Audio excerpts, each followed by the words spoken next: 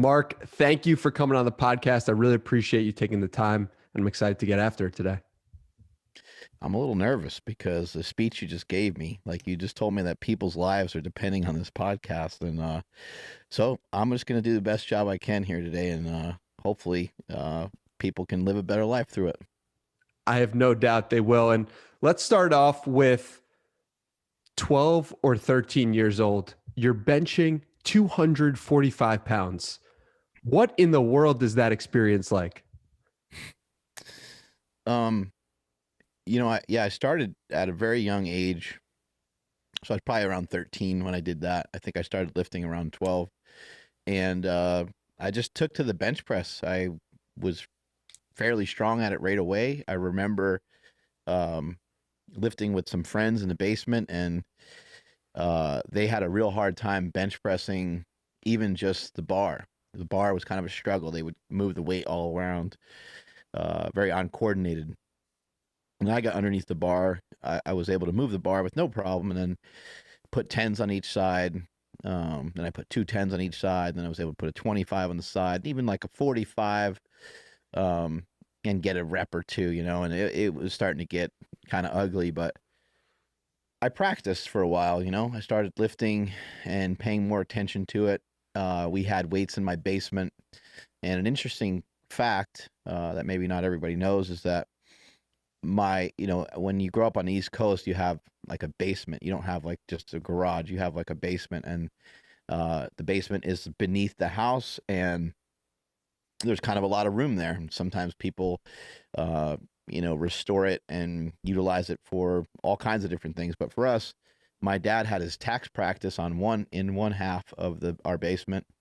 The other half of our basement was a gym, where we had some weights and a heavy bag and all that kind of stuff. And my dad was, I don't know how he was smart enough to figure out how to get like squat racks and Olympic plates and all that stuff, but we had like access to pretty good stuff right off the bat.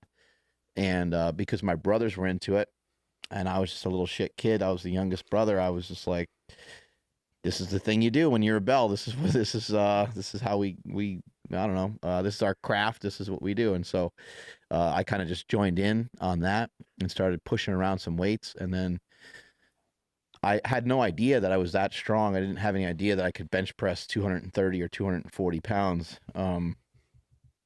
It just happened one day. So I would routinely, once I got, a little bit of strength going, I would routinely move around 135 and even like 185, and some weights in between that for repetitions. And I did so every week.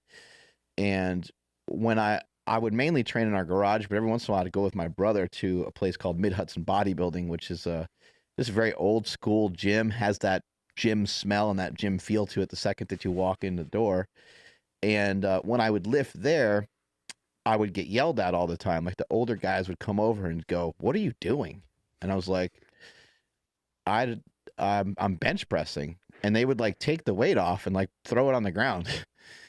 And I'd pick the weight back up and put it back on and do another set, and they would be like, "What are you doing?" And I'm like, I was like, "I think I'm trying to bench press." They're like, "No, your form is shit, and you need to not lift that heavy," and that kind of stuff. And my brothers would kind of make fun of my form and technique a bunch too. And so I learned at a young age that the form and technique was the main thing. And so I would always reduce the weight, reduce the weight, reduce the weight until my form was good. And then this one day in my garage, after many, many days and maybe even like a year or so of lifting, my cousin came over, and he was like, or my brother told him, he's like, "Smelly benches 200, or, can bench 205. Is what he told him. And my brother, or my cousin Steven, he was like, "No way." He's like, "There's no way he could do that." Um, he's younger than me, and that's more weight than me, and stuff like that. And so we put 185 on there. I did it pretty easy. 205 went up pretty easy, and I went 215, 225, 235, and I think eventually like 240 pounds. And my cousin was like, "What the fuck?" And he was like, "I don't know what that is, but that's probably gonna turn into something one day. Like that seems like a big deal that you can lift that amount of weight at such a young age." And here we are many, many years later. But that was that was something that stuck with me forever, was that, don't just do stuff, do things the right way, and you'll get a much greater result. Like, there's an efficiency to everything that you do. And um, I lost my way many, many times in many different ways and in many different things, but I have always kind of come back to, like, hey, let's figure out a reasonable way to do this, because if we do it any other way, it's too archaic, it's overkill, it's overdone, it's overtraining, and all it's really going to do is hurt you. It's not going to be helpful. And so nowadays, I can even look back at that moment and just think, let's just stick to the things that are helpful, because we can make a lot of progress in a really short period of time if we stick to what's optimal. You say you lost your way so many times. Do you remember the first time you lost your way and how you got yourself on the way back? Um, you recalibrate, I have dieted too hard before. I've trained too hard before. I bumped up against overdoing many, many things. I would say, even like, now that I think about it more, even like playing football. When I played football, I would train for football in the off season, and I ended up with just a crazy lower back injury, like I herniated a disc or something. I don't know what I did, and I ended up going to the doctor, got like X-ray and MRI and stuff like that, and they were just like, your spine is this and that, and it's shitty, and you need to get your spine fused together and all these different things. And I was just like, I don't know about all that. I'm going to still go to the gym. And so I did that. And then I was like, well, this hurts even worse now. And I was like, well, what are things that I can do that don't hurt? Because the doctors recommended that I just stay home and not do anything. I tried that for a bit, and I didn't have any success with that. So I was like, let me kind of do it my way. And so I went to the gym and I did like seated curls. I could bench press with my feet up. There's a lot of movements that I could do.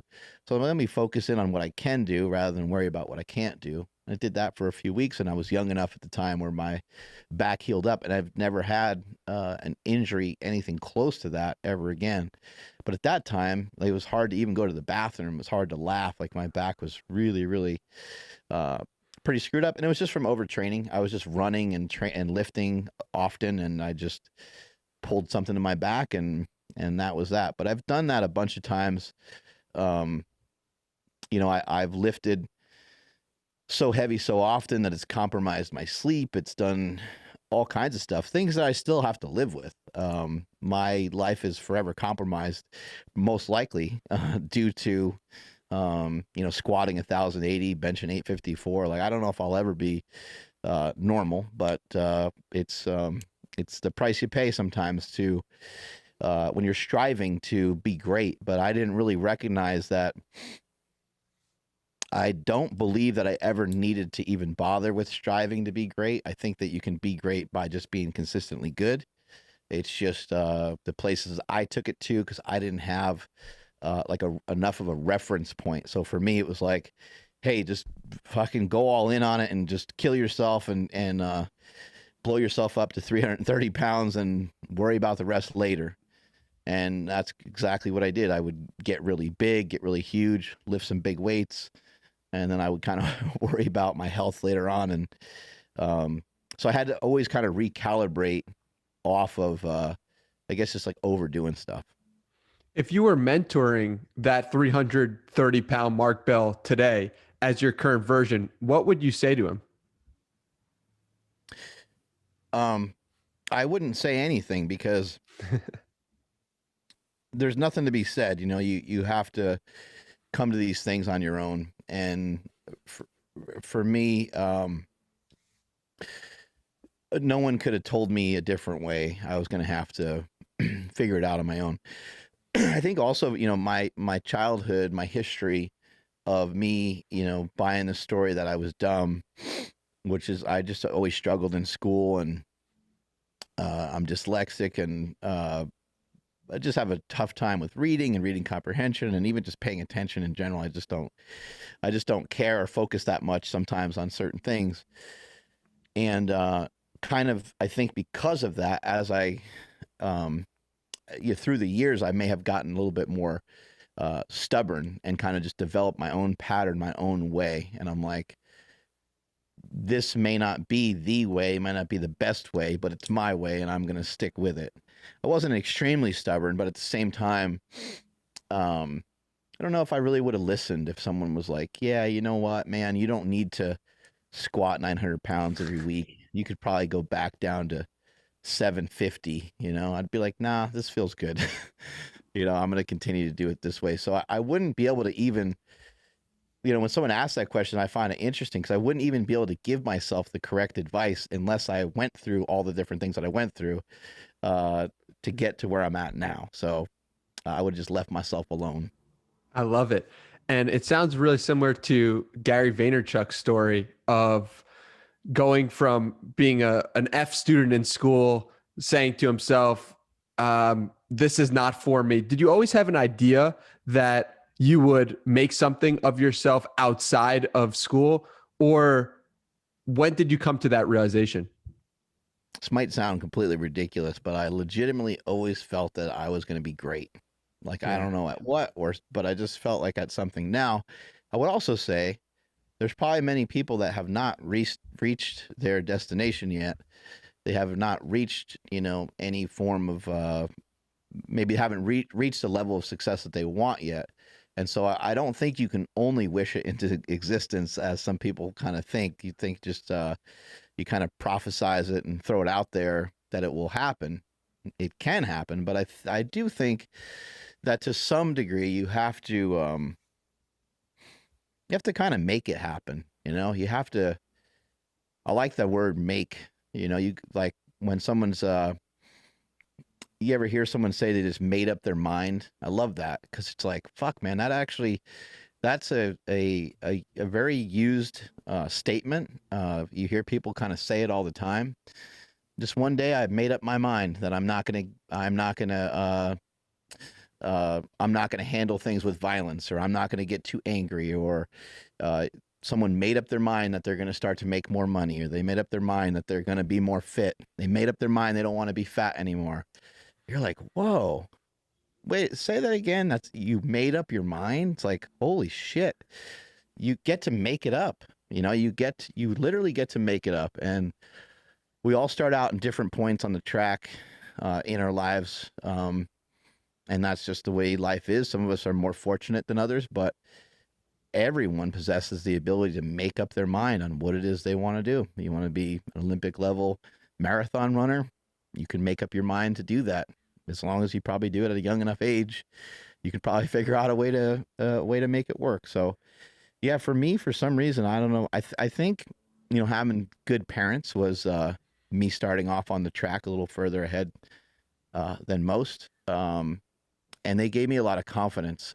They they encouraged me a lot to do different things and to kind of get my feet wet with a bunch of different things and see what I liked. And right away, the main things that I liked were football and lifting weights.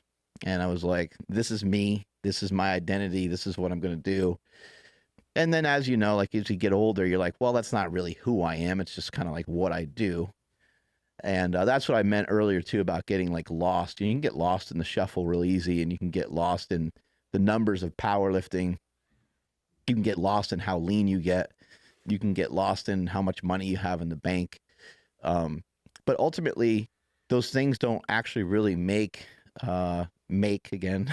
They don't make a huge difference in anything. They really don't. I don't know you at all, but like I'm not any more loved by my dad than you might be by your dad or someone else in your family that helped raise you, or I'm not loved by my wife exponentially more than someone else's wife loves them just because I've reached a level of status financially that other people are striving towards.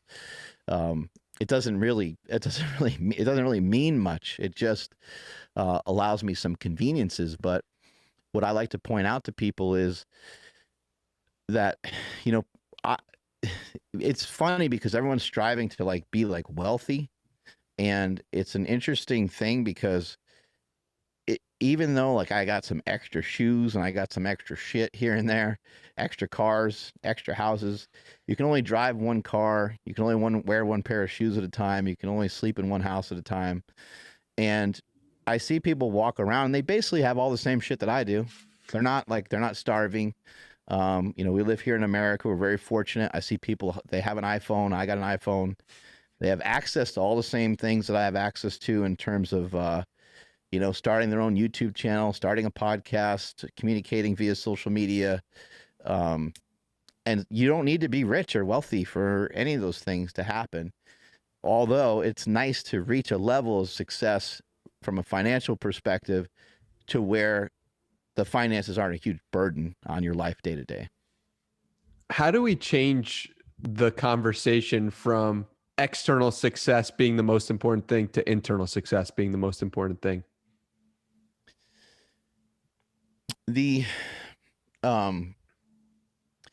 So the external success might be important for you to make a living, make a living, be able to provide for yourself and others, in a reasonable and comfortable way that doesn't annoy you too much, but fits maybe a skill set that you have. It might be ideal for people to make a living as they're working towards making a fortune, or as they're working towards a dream of theirs. So you may have to do things, and I said fortune, I didn't really mean the money. I meant to like be more fortunate and to do a job that you love every day without it really feeling much like a job, and reaching some financial stability. I think that if you look at most people that are successful, they usually do it that way. They usually, had just some crap job. I've talked to a lot of people on my show, the Power Project, where we've talked to a lot of guests that have been, bodybuilders, powerlifters, and so on, and now they've reached other levels of success in business, but they paid for their, they were able to kind of manage their lifestyle via being like a bouncer at a bar, or a bartender, or, having these jobs that aren't glamorous just to make it through, or people selling memberships at 24-hour fitness, or being a personal trainer, or, whatever it is. I think that you have, like, there's probably a point where you're going to have to do some stuff that you really don't love to do, but it's just to help get you by, help kind of pay your bills.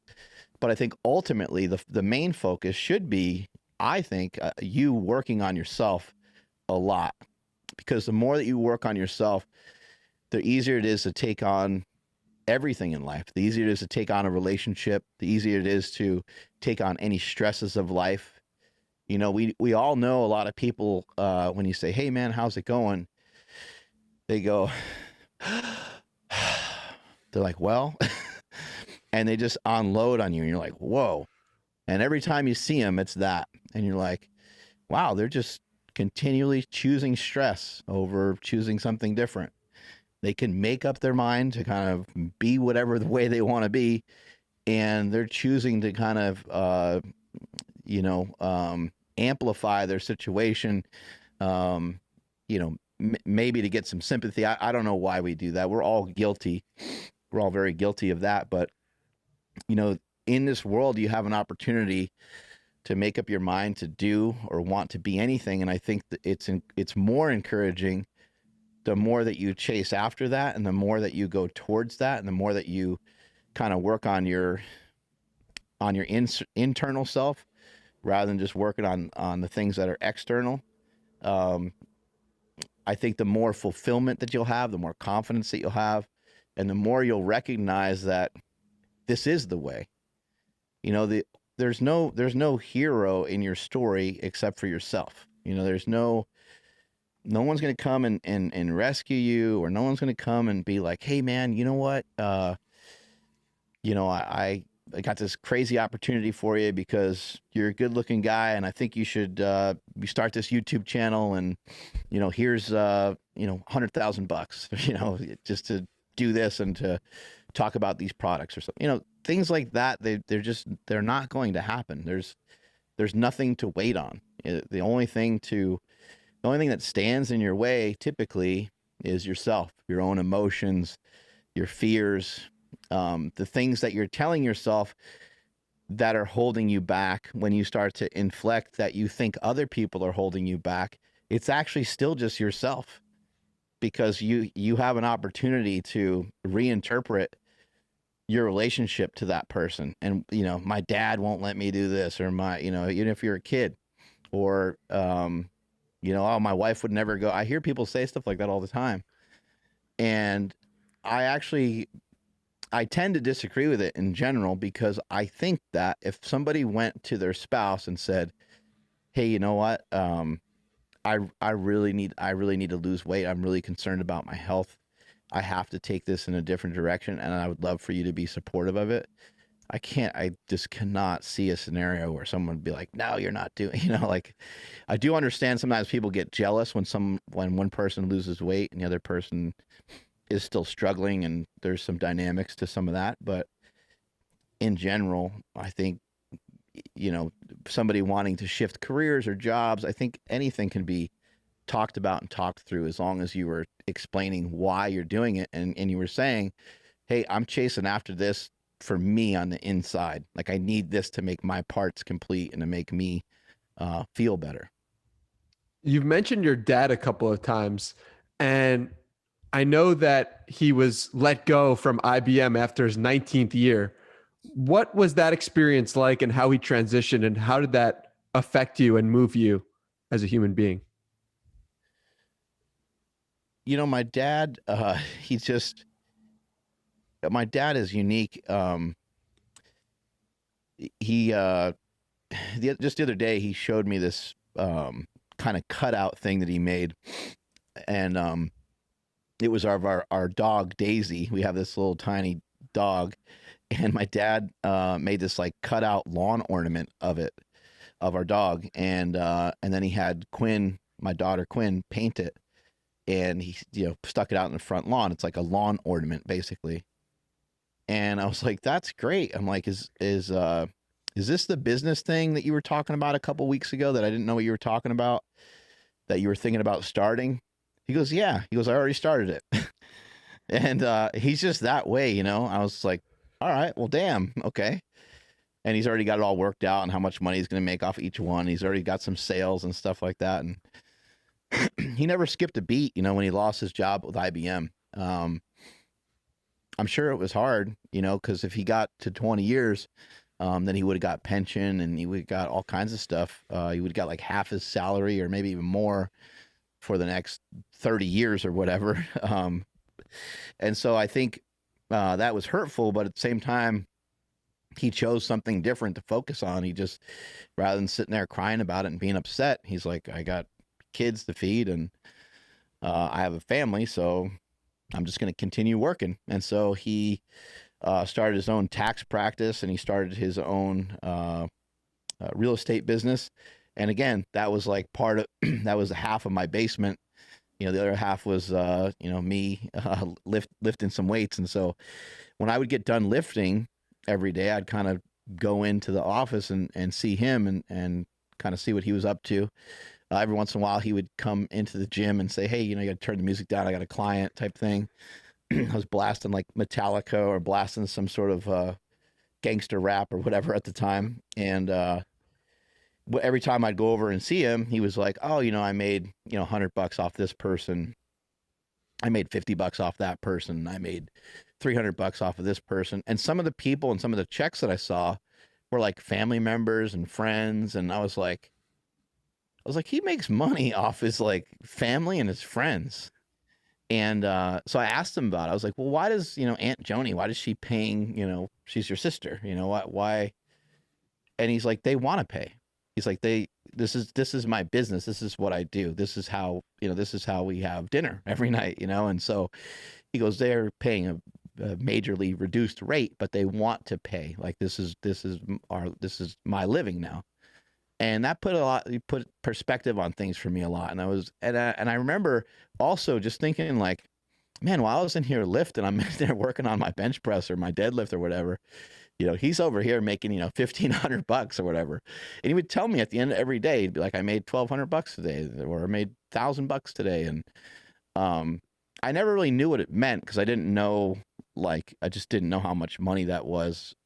I knew how much Nintendo games cost, and I knew, how much a pair of Bo Jackson Nike shoes cost or something like that. But I didn't really have good perspective on money.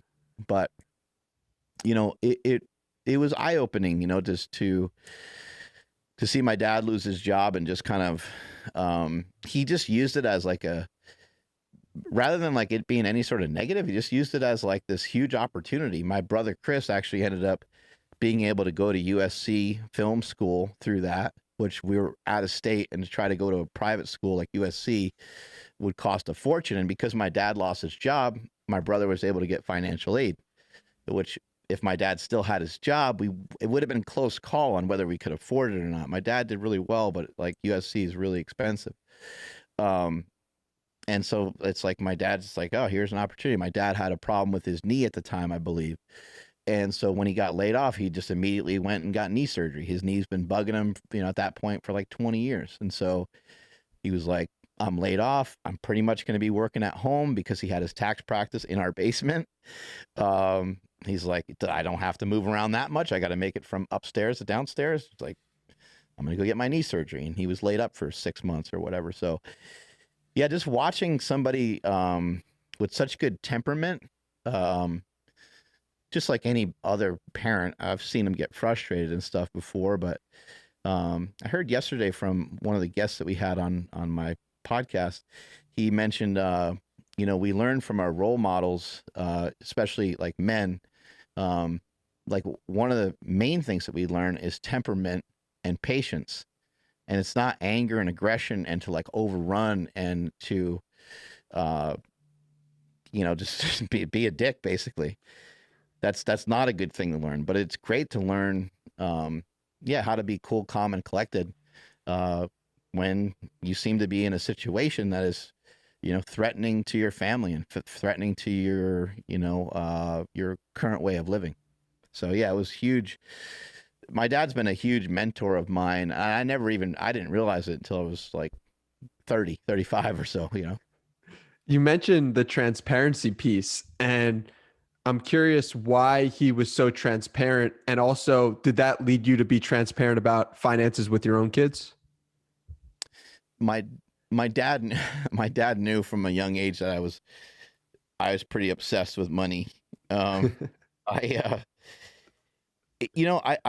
It's weird because as I got older, I never really cared much about money. But when I was a kid, I think as kids are, you get fascinated with something. Some kids are fascinated by baseball cards, football cards and stuff. And I liked that. I liked video games and stuff too. But when I was like 7, 8, 9, 10 years old, I was really fascinated by money. And I used to like grab stuff from our basement and garage and just put it in like a wagon, and I would like go down the street and I'd try to sell shit to people. I'd try to sell like candles and candy and like whatever I could. And our neighborhood was gigantic, and it was the block that I lived on was probably like 2 or 3 miles. But each driveway was like I don't know, a couple hundred yards, because like of where we live like kind of in a country, real rural area. So I would go and walk up these, long driveways with this wagon and go and like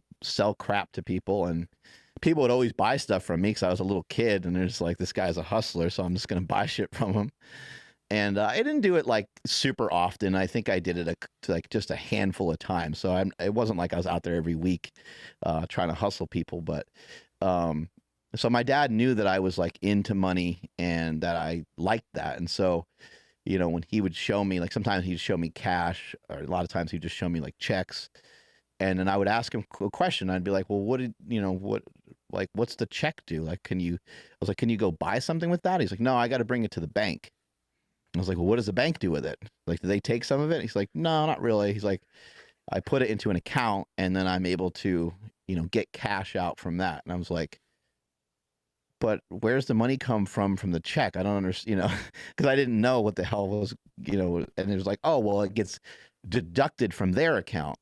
And so like, yeah, at a young age, I had at least a halfway decent understanding of some money. Didn't learn anything about like credit cards or anything like that, unfortunately, but that would have been a good thing to learn. With my own children, they, yeah, we've shared some stuff with them about money, but I've also really just my main goal with my children is I don't want them to be assholes. That's my main goal. And I told my wife last night, I said, you know what, I'm really proud of our kids because our kids, they can say anything they want to me at the age that they're at right now. My daughter's 13, my son's 17, and I don't think there would be a scenario where they would do this, but anything's possible. Either one of them can just tell me flat out, Dad, go fuck yourself. and I honestly, that would hurt my feelings more so than it would make me mad. But I wouldn't overreact to it. I wouldn't be too concerned about it, honestly.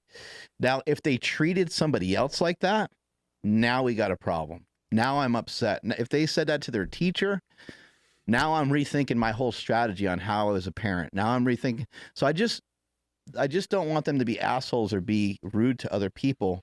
And sometimes when you come from wealth, sometimes that can be perceived as being arrogant or so. I haven't like really tried to teach them about being humble or anything like that, but they both have kind of ended up that way. They don't like being rich. We picked our daughter up in our Tesla like a couple weeks ago, right out in front of the school. And we did this on purpose. My wife hit all the buttons in the car to make all the doors open up, and the eagle doors go up or whatever the hell they're called, and the sides pop open and everything. She was she's like, you ever do that again? She's like, I'm going to beat both of you up. And we had a good laugh about it. But yeah, the kids, they don't, they definitely enjoy the some of the perks of it, of being able to pay for like VIP stuff and being able to fly first class and things like that. But I share with them, I try to share with them things that I think are reasonable. An example was my son and I were watching a show a while back, and one of the guys in the show is a little heavier. Another guy in the show is just fit enough to where he looks good in a t-shirt. And we were talking about like food anyway, and I think he was eating like a McFlurry or something. And I forget how it kind of came to be, but I was just saying like, I was like, hey, if you look at the guy, like the one guy on the show, he's got a very reasonable body type. He probably doesn't have to like go way out of his way to have that body type, right? I'm like, but the other guy, he's not thinking about his health or nutrition really at all. And he probably doesn't exercise at all.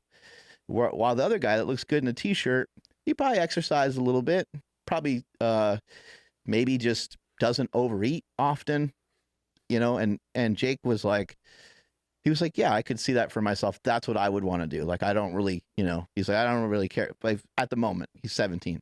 He's like, I don't really care about being like jacked or whatever. I'm like, that's cool. I think that's great. Like, it's a reasonable assessment to just say, yeah, I would like to have a body that looks fit and capable of like maybe going on a run, and looks fit and capable to maybe perform a couple body weight exercises in the gym.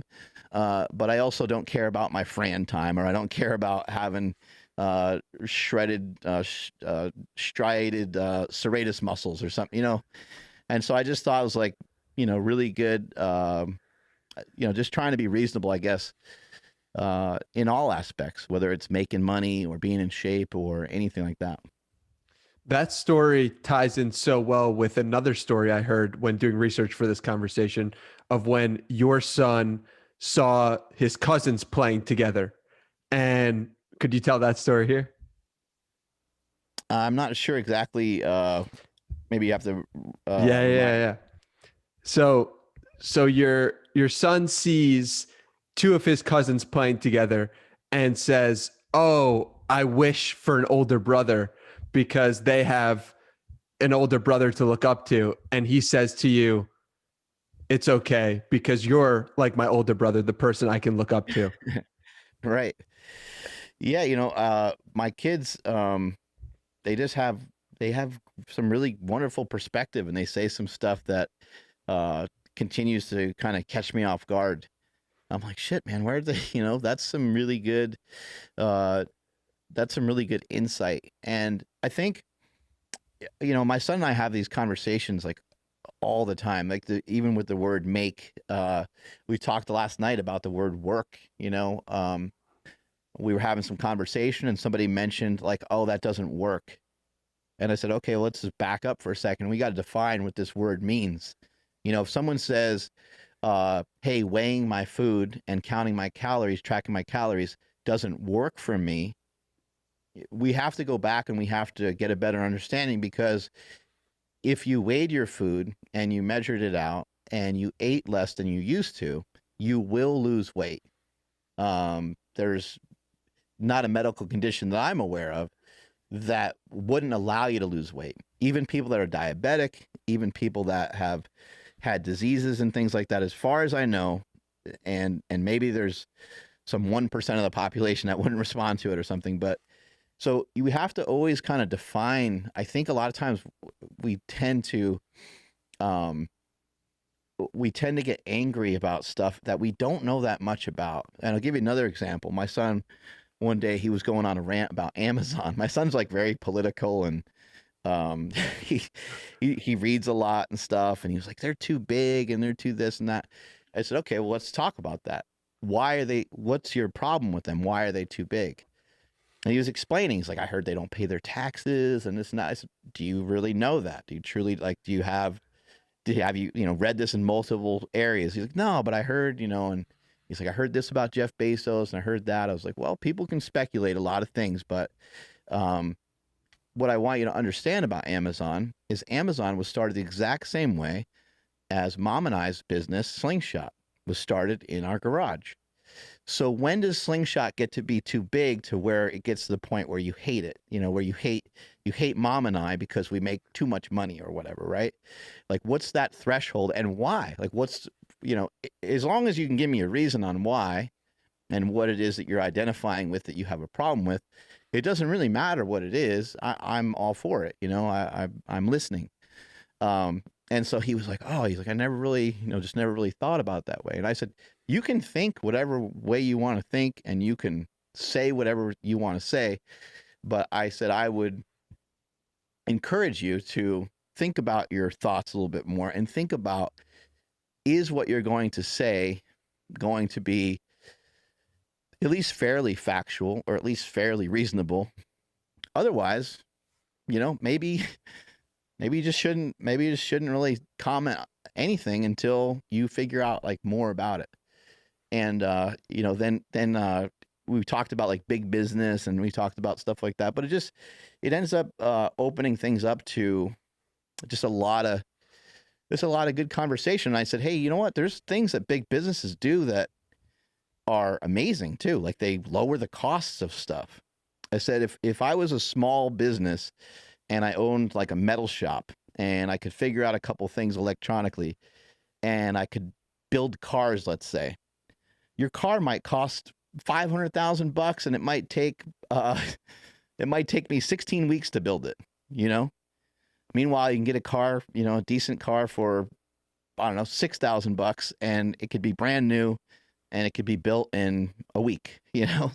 So, I think, again, so with my kids, I've always just tried to um, have them think about their thoughts a little bit more and kind of rein things back in. And I think that's how they kind of have come to some of these conclusions where they say stuff where I'm like, oh my God, like I didn't know they were paying that much attention to me and my wife and I.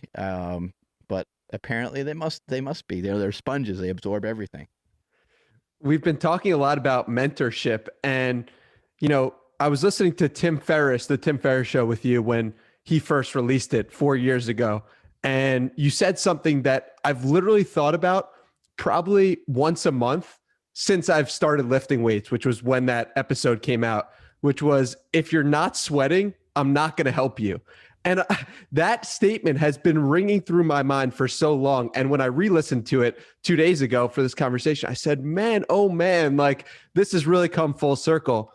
And so along those same lines, I want to ask you, who is Tom Thornton? Oh, Tom Thornton. Yeah. That's amazing. Yeah, Tom Thornton is uh Tom Thornton won a contest that we were running at SlingShot. We ran a contest where we ran a contest where we ran a contest where I was giving away my vehicle, and my vehicle was called the Slingermobile because it was something I purchased with SlingShot money. And so we ran this contest for a few weeks. The SlingShot was like the first thing that I bought that I really loved, that was for myself, that was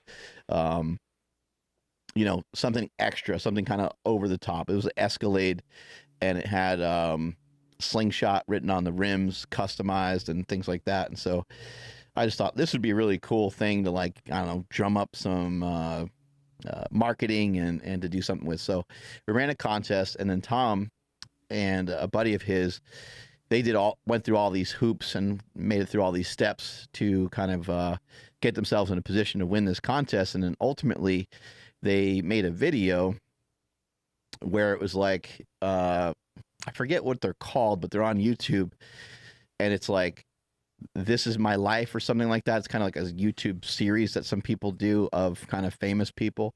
And they did one of me where I was like a cartoon character, and Tom just nailed it and did a great job with it. And so, long story short, Tom wins the Slingermobile, and he comes out to Super Training Gym, trains with me for a little bit. We go our separate ways for a little while. I continue to communicate with him, and turns out that I learned that he kind of went to school for art and 3D printing and just all these different kinds of things. And I'm like, oh, like maybe he could help with like product development, because at the time I had a lot of ideas, and I was like, oh, I think I can bring him on board, and maybe he can assist with product development. And I called him up, and at the time he was working for Mattel, doing some stuff with like kids' toys and stuff like that. And I said, hey, how would you like to come back out to Sacramento and check out SlingShot and see if it's a place that you might want to work one day? He was like, what? He's like, I'd love that. So we did that. We took some kind of small steps along the way. And then next thing you know, he's moving out here to Sacramento, and he's helped us make a lot of great products. And there's most of the people that have worked for me, it's been like unconventional like that, where it's just happens in a really, really weird and roundabout way. But yeah, that was amazing. But like with someone like Tom, seeing somebody like that, go through those hurdles, like, right away that that's going to be someone that's going to put some good work in for you. And so my kind of quote about, like, if you're not sweating, I'm not going to help you. I want to see that people are like interested, in what we're doing. Like if I see you in the gym and you continually ask me questions, but I'm continually not seeing much progress from you, and every time I see you, it just looks like you're mainly talking and you're not training, then I'm like, okay, well, this person, they kind of keep asking me the same questions, and it doesn't seem like they're really moving forward on anything. I just should probably stop wasting my time, because I'm excited about it. I'm pumped up about it. But I'm a big believer in interest level.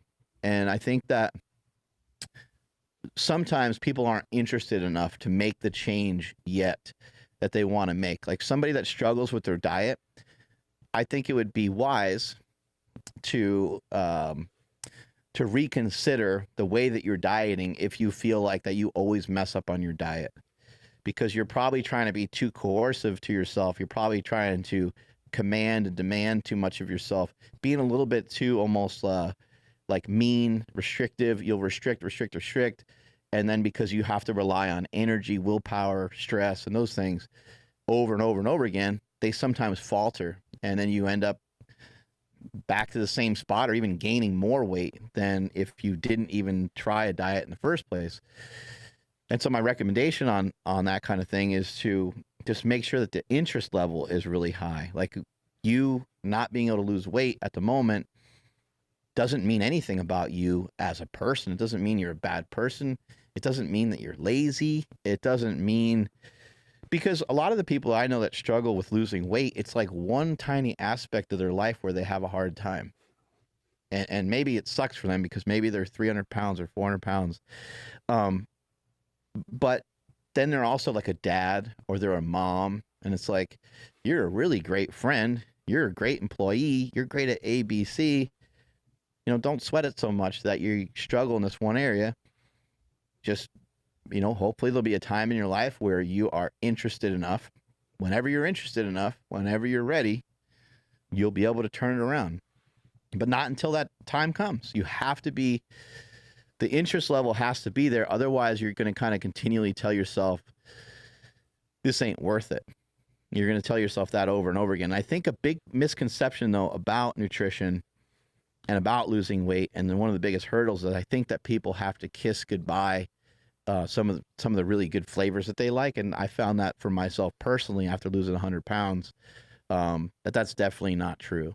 There's a lot of great foods that you still have opportunity to eat. You just have to learn over a period of time to eat a little bit less. If you were the director of health for the United States for the national program, and it was up to you to raise the interest level for people to help them lose weight in this country, what would be some of the first steps you would take? I think there's simple things that people can do that will compound on top of each other. They'll have a snowball effect. I think Americans are dying left and right from not sleeping. You know, I believe that's what killed my mom, is not being able to sleep for many, many years of her life. I think her obesity was a factor, but my mom used to work for a cardiologist. My mom was, 100 pounds overweight for a large portion of her life. She used to get her blood work done routinely. She used to get her blood pressure checked. And all those things, surprisingly, were intact.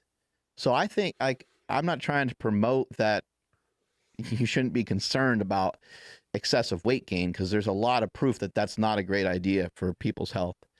But I actually do believe that you can have quite a bit of body fat on your body without it being completely detrimental to you.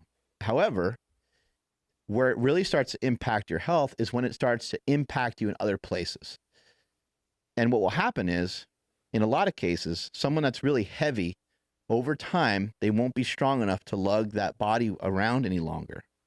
And it'll be harder and harder. And what Americans are doing right now is they're continually driving themselves deeper and deeper and deeper into their couch over a period of time. And then they one day just can't get up off the couch. And I'm seeing this happen in older folks all the time. It's manifesting, and it's hurtful to see. It's hurtful to watch. Because I'm like, man, I think there's some things that are simple that I understand that they're not like me, and I don't ever even want to try to make anybody else like me, much less try to make everybody like me or make everybody interested in what I'm interested in. The world is a beautiful place because we're different. That's a huge part of it. And I understand people love food. I'm with you. I'm on everybody's side. I love food too. I want to get down and just eat a giant ass sandwich all the time, pretty much. But I choose not to, because I have learned for myself that this is a better way for me to live my life. And this feels more comfortable. So where I would start is, I would mainly start by trying to do a lot of add-on stuff to people rather than subtract and have people be all concerned about what you just took from them. I'd like to try to add to people's lives, and I'd like for people to hone in and focus on their sleep. Maybe looking at investing into some sort of way of tracking your sleep. And even before you do that, before you go and spend a bunch of money on tracking your sleep, just investigate your sleep a little bit. Just look into it a little bit more. You know, how do I sleep?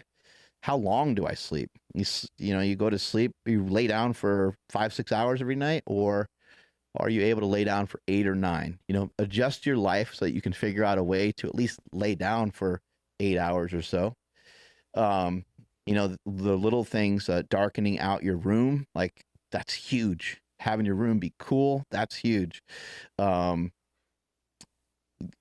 think a lot of people are on their phones a lot at night.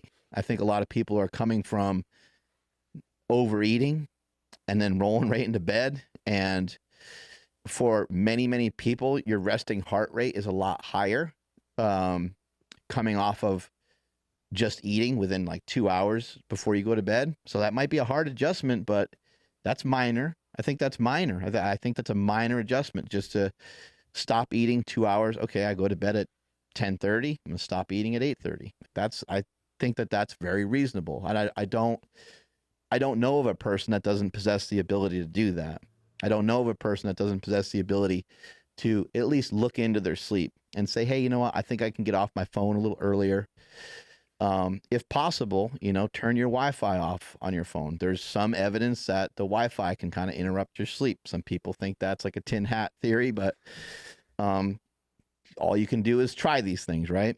I sleep with mouth tape on. Some people might think this is crazy, but we are supposed to be able to get more efficient sleep and more efficient breathing by breathing in and out of our nose. And so I choose to use some mouth tape to try to make my sleep a little more optimal. I struggle with sleep still, but it's been something that I've looked into. So if you're trying to lose weight, trying to get in better shape, trying to be healthier, trying to have less stress, I mean, think about your stress during the day. Is your stress going to be improved by sleeping for 4 hours? Or is your stress levels going to be, or your ability to handle stress going to be improved by sleeping for 6 hours or 8 hours? Probably be a little easier to manage. You know, hearing that a coworker died, if you slept well, it's still going to be hard. It's still going to be challenging. Somebody's like, oh my God, what happened? I can't believe it, right? It's still going to be difficult and challenging. But if you're underslept, that's going to be really difficult. If you're underslept, working out after work is going to suck. Now what happens to people is they're underslept. Sometimes they haven't eaten enough food, haven't eaten enough calories for the day, people that are trying to lose weight. And Monday, Tuesday, Wednesday, they're still doing good. Thursday, they're dead. By Thursday, you're like, oh my God, I don't know how I'm going to make it through work today, but I'm still going to work out. And then you get done with work and you're like, I'm going home, man. And you're starving. You eat everything in your fridge, everything in your pantry. And then, you know, you talk to your wife and like, yeah, let's go out and have a couple, you know, and the next thing you know, like everything's gone completely sideways in a really, really fast way. So get that sleep together. Walking is really reasonable. Almost everybody has the ability to do some walking. So maybe 3 times a day after you eat. Eating's a good cue to walk. If you can only do it before you eat, that's fine. Just figure it out. It's a little easier, in my opinion, to think of 2 or 3 10-minute walks a day rather than thinking of blocking off 30 minutes. I don't care how you do it, but just try to get in a couple 10-minute walks every day. You can be on your phone. You can be walking slow, answering emails or texts, whatever way you got to do it for a while. Once you get into a routine of it, I would suggest, you know, putting electronics away and kind of just walking in nature, or maybe listening to some music or a podcast or something like that. I use that as like an opportunity to learn. And then another area where people can add is just eat more protein.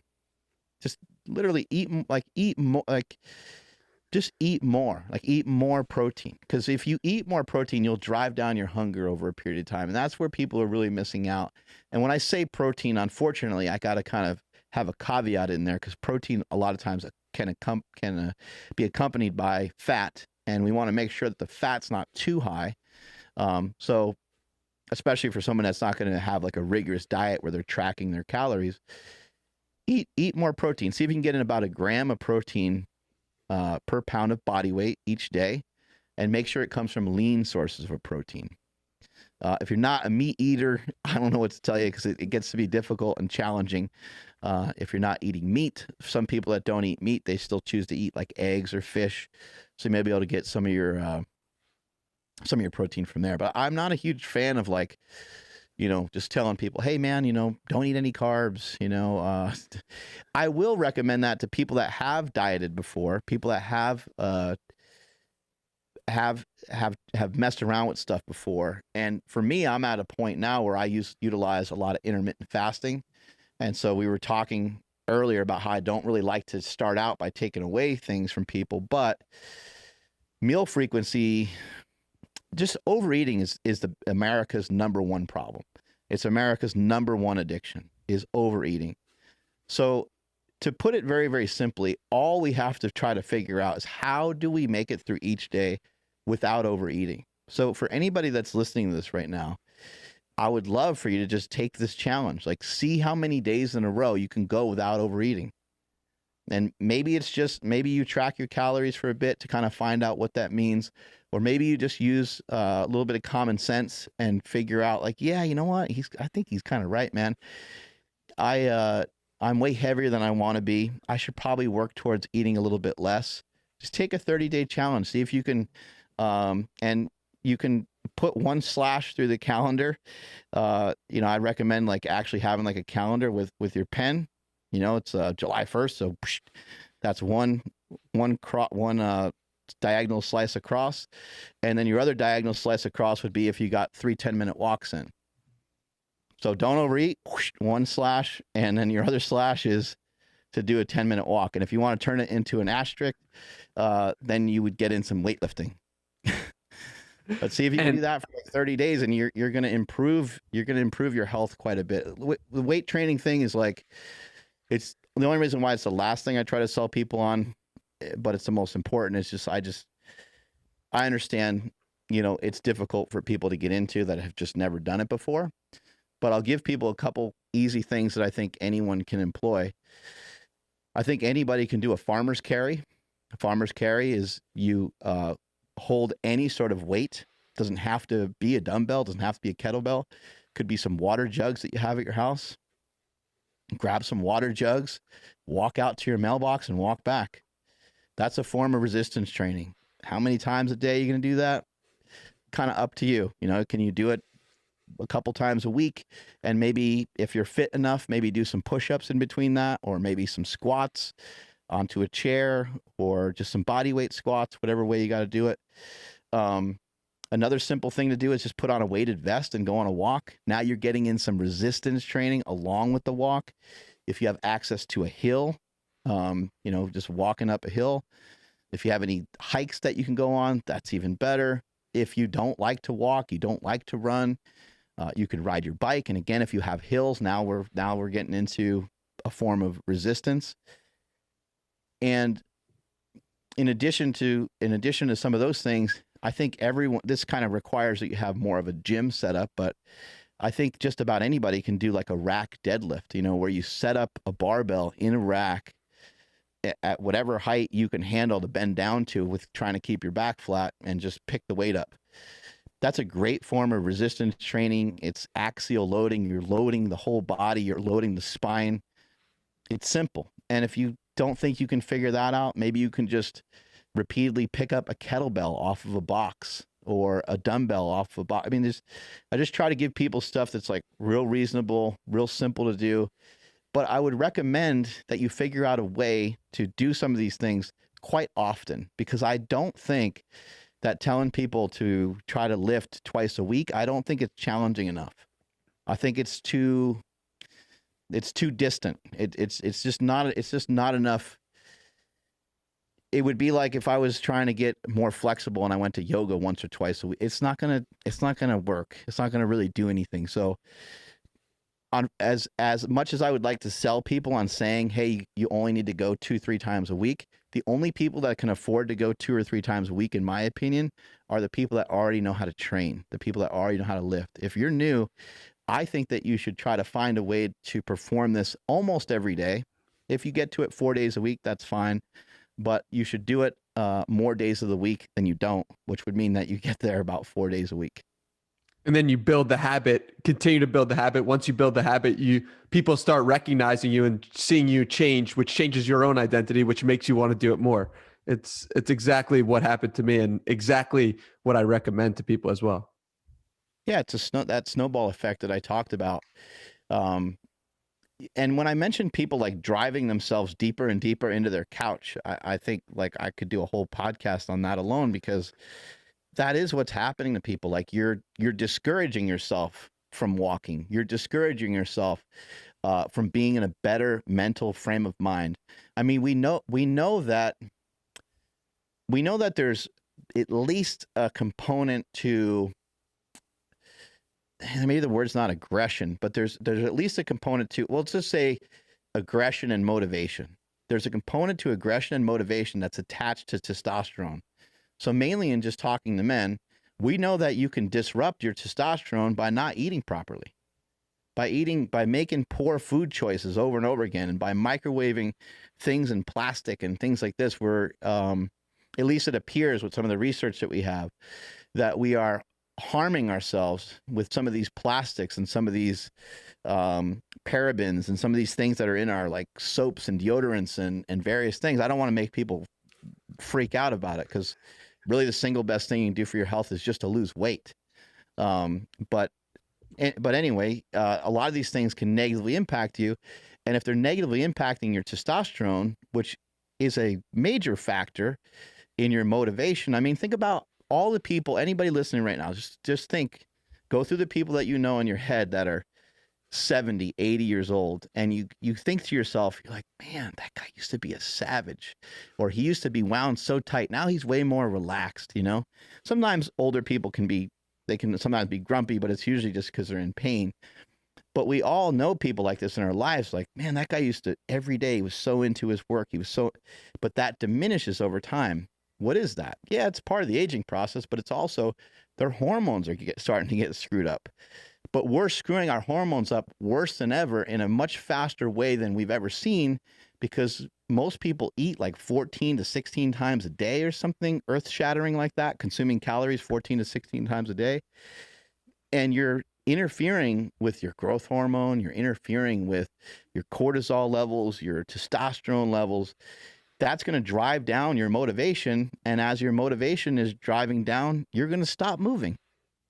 You stop moving and you continue to overeat over a period of time, you're not going to be able to move. I saw this with my own eyes more recently at the airport, when I saw many, many people pre-boarding on a plane where they were all being pushed in wheelchairs. These were people that walked themselves to the wheelchair. And by all accounts, it just looked like these were, I don't know these people's lives, so I don't want to speculate too much, but it appeared to me, it looked like that this was self-induced. It looked like that this was over a long period of time, these people not having a good diet, these people not exercising. And it wasn't that they were all necessarily very, very fat, although I think most of them were obese.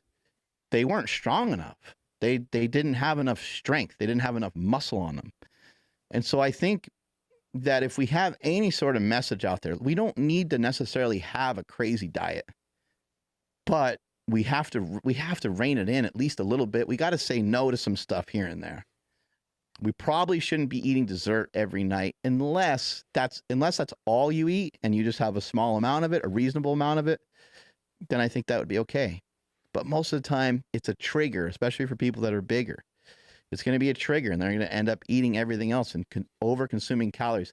How many days in a row can you make it without over-consuming calories is the challenge. It's actually a lot harder than you might think. And you don't want your calories to be too low, because if your calories are too low, then it will do what I mentioned earlier when I said if you're lowering your testosterone levels, you're going to be missing out on your motivation and that little extra oomph that you might have. So if you lower your calories way too much every day, you're going to run into the same problem. This is part of the reason why I don't count calories. I just make the best food choices I can make. And that usually looks like I'm usually eating meat and vegetables, and that's kind of the end of it. Eat meat and vegetables. Would you recommend everyone have some level of calorie knowledge, count their calories for some small period of time so that they at least have the knowledge? Or do you think that's not even necessary? I don't think it's necessary. I think what people, in my opinion, if I had it my way, just to say like, hey, look, this is exactly what I think you should do. I think people should completely stuff themselves for 2 weeks with meat, eggs, and vegetables. Just have at it. I mean, nothing that's going to like hurt your stomach, make you gassy, make you in the bathroom, go to the bathroom too much, but like just have it be very fulfilling. You have a craving for something sweet, make the most savory omelet that you can think of in your brain. You don't like eggs, eat a ribeye, just throw some butter, get some truffle butter on there or something, or like whatever the way you can make something just absolutely just delicious. I have found that it will stifle your hunger. It will crush your hunger. It won't crush your cravings, but your cravings are always going to be there because of this. And this is really fucked. And I'm sorry about this, but this is the way it works. You're never going to have enough of what you don't need. You're never going to have enough of what you don't need. The human body does not need stuff that's that sweet. Currently, the human body does, because we have fed it stuff that's really sweet. But even our fruit used to not be that sweet. And the only times you'd be able to get it was certain times of the year. And it kind of falls in line with, like, humans don't really have necessarily like a mating season, but they used to have a mating season because there used to be certain foods that were around a lot more. So you would be more motivated to act on those things. You'd be like, when there's no food around, when you're not eating, you're not that into that, So as soon as the food was around, as soon as you had like fruits and things like that around, it was probably easier to be able to accomplish that. But it's just something for people to consider. We're every single meal that we have, for some reason, every time that we eat, it needs to be this crazy pleasurable thing, and it doesn't have to necessarily be that. I also don't think the route to go is just to think, oh, food is just fuel. Like, that's a little robotic and mechanical. Like, food is really pleasurable. Food is awesome, and it is a form of entertainment for us. And for many of us that love to lift, many of us don't drink. We don't really have much of another outlet. And so food is kind of like the go-to. Like, you're like, all right, where are we going to eat? But for a lot of people that have never dieted before, I think the place to start is to just have at it with meat. And when I say meat, I'm talking about steak, fish, any sort of game meat that you like, bacon, sausage, pepperoni, salami. It does not matter. Like, consume as much of it as you possibly can. You can have cheese. Just get after it and do it for about 2 weeks. Once you get through week 1, most likely you're going to be like, all right, well, I need to recalibrate and eat a little bit less. And then you'll start to kind of learn, okay, I need to, work on eating more reasonable. And that's where I would say from that point, you would probably want to move into some intermittent fasting, and you'd want to fast. You'd start out maybe fasting every other day for 12 to 16 hours, see what you can handle, still eating those same foods I mentioned earlier, and you'll lose weight like crazy. It doesn't have to be complicated. You eat meat and vegetables, you're going to lose weight. I want to be respectful of your time here. But before I let you go, I want to ask you about testosterone replacement therapy and the decision to go on that. I know Joe Rogan's been on that or is on that, and it's very common now.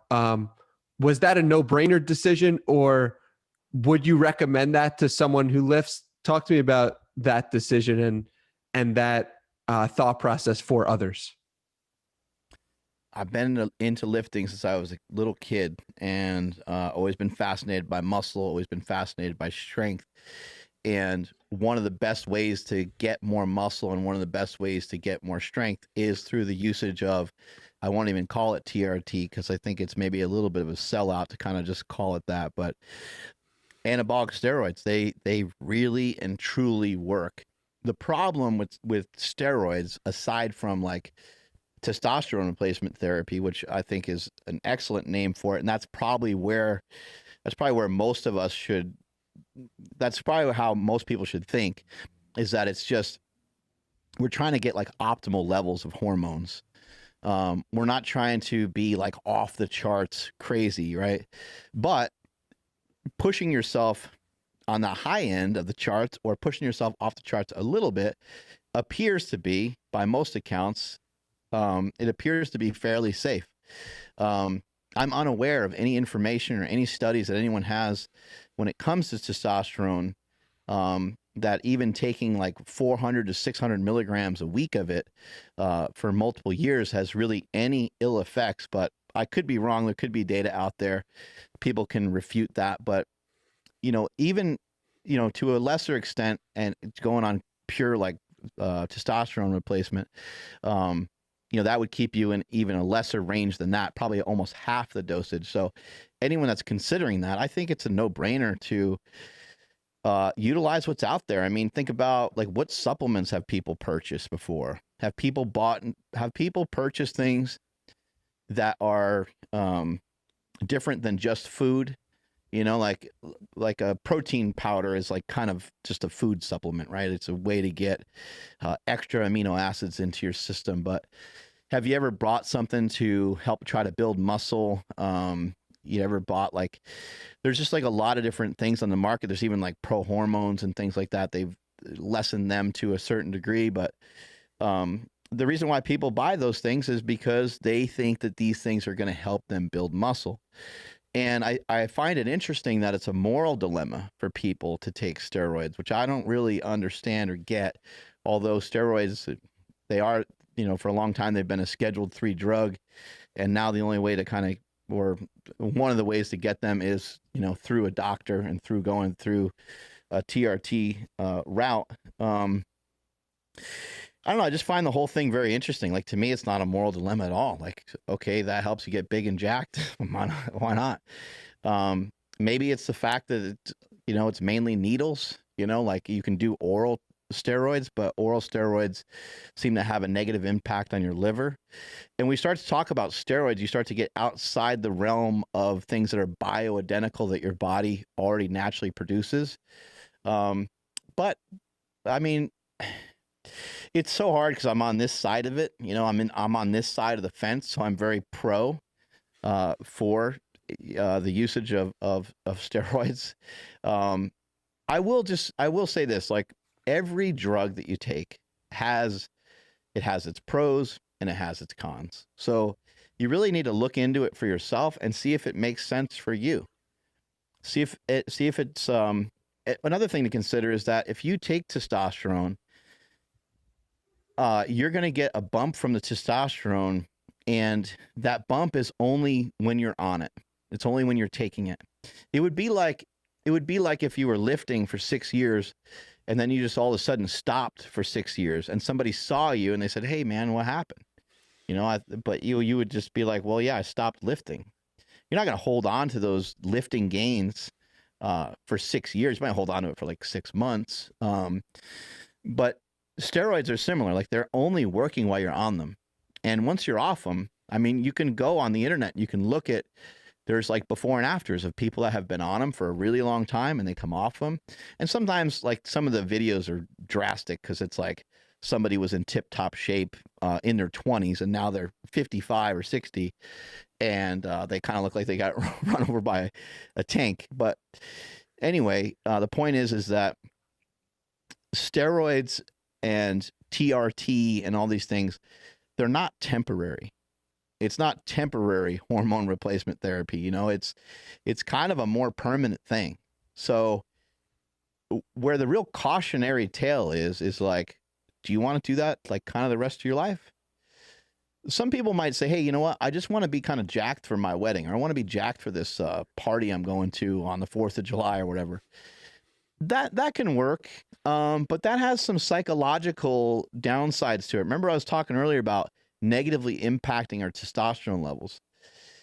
That is not a great thing to mess with when it comes to lowering your testosterone levels. Very, very, very, very dangerous for people that have mental health issues, because what will happen is you'll ramp your testosterone up and your estrogen will follow as well. The body's very smart. The body's like, okay, well, this is happening. Let's make this happen. And so these things tend to follow suit with each other. I forget what some of the terminology is, but anyway, your estrogen might go up with the usage of more testosterone. You come off the testosterone, and a lot of times your estrogen is still kind of lagging behind and still high. And you don't want your estrogen to be low either. Like as a male, you don't want your estrogen to be wiped out. And so hormone replacement therapy can be really effective because you can get with a doctor that can help you optimize, have optimal levels of testosterone. But if we go back to what we were saying in the beginning, I mean, some of this is genetic, but if you're taking care of yourself, if you're sleeping, you're getting nourished from your nutrition. You're not just eating. You know, we tend to snack a lot. Snacks have nothing in it that we need. Remember what I said earlier? You're never going to get enough what you don't need. You can snack all day and not get the nutrients that you want. A lot of people that are obese are nutrient deficient. A lot of people that are obese are nutrient deficient. I know it's like, what? Wait, huh? They are? Yeah, they're nutrient deficient. That actually is another reason why many people that are overweight are super hungry. It's because they're nutrient deficient. They're not necessarily calorie deficient. They're overeating their calories, but they're under consuming some of the macronutrient order that they need to have and some of the micronutrients that they need in their body every single day. And you're not going to find that in a bag of Doritos. You're not going to find it in peanut butter cups, unfortunately, because I love them. I love both of those foods. Also, just kind of like, I guess, just having something I've thought about lately is when I ask people what their favorite food is, it's very, very rare for anybody to actually name like an actual food. So I'll say, what's your favorite food? And they're like, pizza. I'm like, no, come on, man. What's your favorite food? And they'll be like, ice cream. All right. All right. Just be honest. What's your favorite food? All right. I gave you pizza, ice cream, like cereal. I'm like, okay, these are all just things that we made. You know, we didn't pull them from the ground. These aren't animals or anything like that. So we want to just make the majority of our diet real food. I think that's pretty simple. If we can make the majority of our diet real food and we can get some good sleep in, our testosterone levels and things like that when we're young should be stable enough, should be high enough to where we don't really have to think about getting on steroids necessarily, because as great as they are, as fun as they are to like get jacked and all these things, remember what I said earlier is they only are working for the time that you're on them. And I think that's important. You know, if you're 25 years old and you're like, yeah, I just want my arms to be a little bigger, I'm going to go on some stuff. As soon as you go off, your testosterone levels are going to go way down. You have to know how to come off them. So you have to have somebody knowledgeable that's around, because you're going to be depressed. I am probably one of the least depressed people. I'm very fortunate. I'm almost always pretty happy or pretty even keel. And when I've come off of steroids before to have my daughter Quinn or just have come off it periodically, it's been really, really brutal. It's been really, really hard. You're just in a different frame of mind than what you're used to. I got emotional. I was sad. I didn't necessarily have like this crazy deep depression because it only lasted like a week. But for somebody that already has some psychological maybe disadvantages or have struggled with those things, that is not anything to take lightly. And I wouldn't want to see anybody hurt themselves or get themselves screwed up. The truth is just keep investigating it, keep looking at it, and maybe it's a consideration for when you get older. I decided to take them at 25 because I wanted to, quote unquote, make something of myself as a powerlifter. I appreciate the thoughtful response. And lastly, what can we do to make the world a better place to lift? Make the better world a place to live just by being encouraging. You know, I see a lot of people in the fitness community. Will make myself put myself in that frame too of being guilty of, you know, fighting or trying to knock down what someone else did or said. And I have to just be more understanding and be in recognition that whether it's Paul Saladino, Dr. Sean Baker, whether it's Peter Itea or Lane Norton or any of these people, ultimately when you peel back the layers, all everyone's trying to do is help everybody, you know? So whether I disagree or agree with this guy, it's kind of, it doesn't make any sense for me to fight with them because we're all in it together and we need to, you know, we really do need more people lifting, because I think that people don't understand that you can have a much more reasonable, a much more reasonable amount of body fat on you and still look great and still be very healthy when you have more muscle on you, because your body fat percentage would be more ideal. Again, I'm not encouraging people to like really blow up, but I know a lot of powerlifters, male and female, that are heavy, much heavier than you know, someone who's, you know, 5'8", 5'9", 170 pounds. I know people that are, they're bigger people, and I think that's great, that's fine. But for most people that aren't lifting at the moment, if you start to lift, you'll be able to look better, you'll be able to feel better. And for all those people that start to turn it around that way, we need to continue to encourage those people and to encourage those people to bring more people in, because the more people that we have lifting, the healthier and stronger that we'll be, because strength is never weakness and weakness is never strength. Beautifully said. Love it. Where can people find more from you, Mark? I'm at Mark Smelly Bell on Instagram and Twitter and TikTok. I also have YouTube channel, which is Super Training Gym. And make sure you check out our podcast, which is Mark Bell's Power Project. We are kicking ass over there. The show continues to grow. Really super proud of it. Me and my boys, Nsima Inyang and Andrew Zaragoza, putting out tons of content every single day. And just as you said, just trying to make the world a better place to lift. I love it. And the world is a better place to live because of you, Mark. Thank you, thank you, thank you for this conversation. I really appreciate it. Awesome. Thank you.